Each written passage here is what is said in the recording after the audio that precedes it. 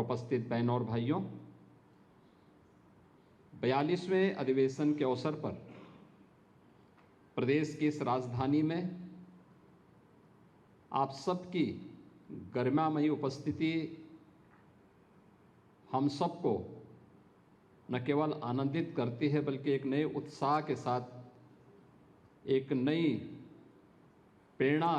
की ओर उन्मुख करती है। इस अवसर पर मैं प्रदेश सरकार की ओर से आप सबका हृदय से स्वागत करता हूं, अभिनंदन करता हूं।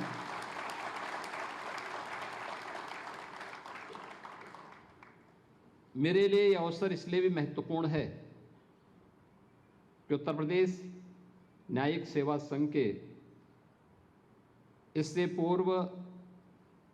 सन 2018 के अधिवेशन में भी मुझे आने का अवसर प्राप्त हुआ था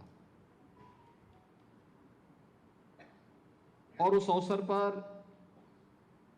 मुझे यह देख करके प्रसन्नता की अनुभूति हुई थी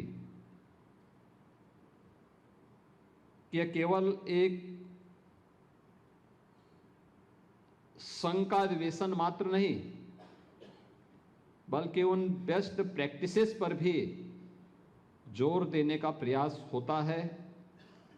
जो किसी भी संस्था के भविष्य को तय करने में एक निर्णायक भूमिका का निर्वहन करती है। यह अधिवेशन ऐसे समय में आयोजित हो रहा है जब भारत के संविधान के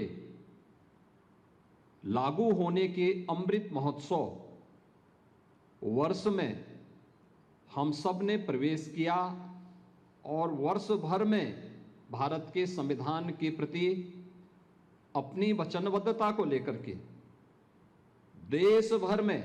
अनेक आयोजन हो रहे हैं। भारत के संविधान के जो मूल थीम है वो इसी पर आधारित है कि न्याय, समता और बंधुता, उसका प्रतीक यह अधिवेशन न्यायिक अधिकारियों के, उत्तर प्रदेश के न्यायिक अधिकारियों के एक महाकुंभ का दर्शन करता है और यह हम सबको इस वर्ष आयोजित प्रयागराज महाकुंभ का भी दिग्दर्शन करवाता है, क्योंकि उसी प्रयागराज में हमारी इलाहाबाद उच्च न्यायालय की मुख्य पीठ भी स्थित है। 102 वर्षों के अपने इस इतिहास में उत्तर प्रदेश न्यायिक सेवा संघ ने अनेक उपलब्धियां हासिल की हैं और मुझे विश्वास है कि आज जब यहां पर प्रदेश भर से आए हुए हमारे न्यायिक सेवा से जुड़े हुए अधिकारीगण यहां पर उपस्थित हैं तो वे सभी न्यायिक अधिकारी न केवल यहां पर न्यायिक सेवा से जुड़े हुए अधिकारियों की एकता, परस्पर सहयोग और व्यावसायिक दक्षता का भी एक अनुपम उदाहरण प्रस्तुत करने में सफल होंगे। इस विश्वास के साथ मैं इस अवसर पर आप सभी को अपनी शुभकामनाएं देता हूं। यह हमारे लिए गौरव का विषय है कि देश का सबसे बड़ा और दुनिया का किसी भी राज्य से जुड़ा हुआ सबसे बड़ा उच्च न्यायालय हमारे प्रदेश में स्थित है। आज यहां प्रदेश के हमारे मुख्य न्यायाधीश जी का भी और प्रदेश के हमारे इलाहाबाद उच्च न्यायालय और लखनऊ उच्च न्यायालय के हमारे वरिष्ठ जो न्यायाधीश हैं उनके अलावा हमारे तमाम अन्य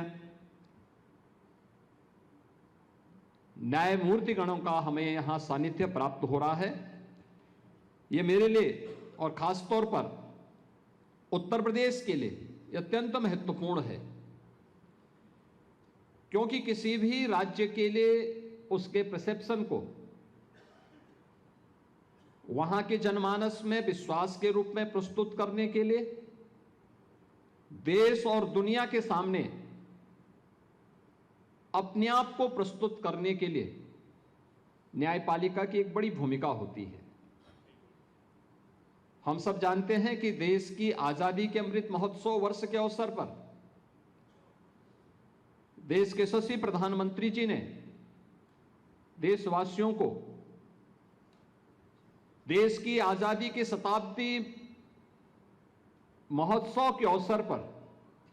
एक विकसित भारत के संकल्प के साथ जोड़ा था। विकसित भारत कैसा होगा, इसकी शुरुआत हमें अपनी इकाई से प्रारंभ करना होगा। हम राज्य में कार्य कर रहे हैं तो विकसित भारत का विकसित उत्तर प्रदेश, हम लोग जनपद में कार्य कर रहे हैं तो विकसित उत्तर प्रदेश का विकसित जनपद, हम जिस क्षेत्र में काम कर रहे हैं उन क्षेत्रों में केवल विकास की इकाई आर्थिक क्षेत्र में नहीं बल्कि समग्रता को लेकर के जब चलेगी तो वह समग्रता सबकी खुशहाली का कारण बनेगा, सबकी समृद्धि का कारण बनेगा और उसका रास्ता प्रारंभ होता है एक सुदृढ़ न्यायिक व्यवस्था से। न्याय सुगम भी हो और त्वरित भी हो। सुशासन के लक्ष्य को अगर हमें प्राप्त करना है तो हमें न्याय को उतना ही सुगम और उतना ही त्वरित भी बनाना पड़ेगा। और इस दिशा में जो प्रयास हुए हैं, मैं यहां पे न्यायिक सेवा संघ के अध्यक्ष जी का उनका वक्तव्य सुन रहा था, देख रहा था कि कैसे गत एक वर्ष में यानी वर्ष 2024 में अगर हम देखते हैं तो हमारे जनपद और ट्रायल कोर्ट्स में 72 लाख मामलों का निस्तारण हुआ है। यानी 72 लाख एक बड़ी संख्या है, लेकिन आज भी हमारे सामने चैलेंज है कि 1,15,00,000 से अधिक मामले हमारे पास लंबित पड़े हुए हैं। जितने नए मामले आए थे उससे ज्यादा मामलों को हम लोगों ने समाधान किया और उसका परिणाम प्रदेश के अंदर भी आप सबको देखने को मिल रहा होगा। हमारी स्पीड जितनी तेज होगी, हम आम जन के मन में उतना ही दृढ़ विश्वास बनाने में सफल होंगे। और उन सभी बातों को ध्यान में रख करके ही सरकार ने भी इस बात को सुनिश्चित किया है कि हम भी उस दिशा में न्यायिक व्यवस्था को और भी सुदृढ़ बनाने के लिए, न्याय को और भी सुगम और त्वरित बनाने में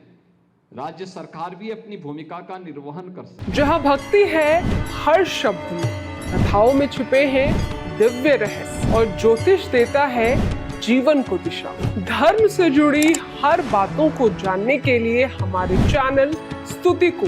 सब्सक्राइब करें। चैनल पर जाने के लिए इस लिंक पर क्लिक करें।